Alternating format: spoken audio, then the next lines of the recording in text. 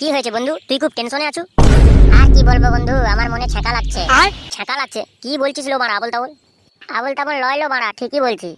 আরে কি হয়েছে মারা, খুলে বলবি তবে তো একটা সমাধান করবো বে। আর সমাধান? আমার জীবনটা মারা ধনের পোকা হয়ে গেছে। বন্ধু তুই আমার লাউড়া উপকার কর। আরে শালো বানাতে দা, বলবি তো লাউড়া কি হয়েছে, তবে তো সমাধান করবো। কি বলবো বন্ধু, দুঃখের কথা। আমি লাউড়া একটা মাগি পটাতে গিয়েছিলাম, বাপের গাঁড় মেরে বাড়া একটা মুরগি দিয়েছে ওই মাগিটাকে, তার জন্য বাপ আমার পঙ্গায় লাদ মেরে বাড়া ঘর থেকে বের করে দিয়েছে। কি বলছিস লো বাড়া, এই কেস? একটা মাগি পটাতে গিয়ে বাড়া তোর জীবন ধনের পোকা হয়ে গেল লাউড়া, কি বলছিস লো বাড়া? বন্ধুর কষ্টে তুই হাসছিস লাউড়া?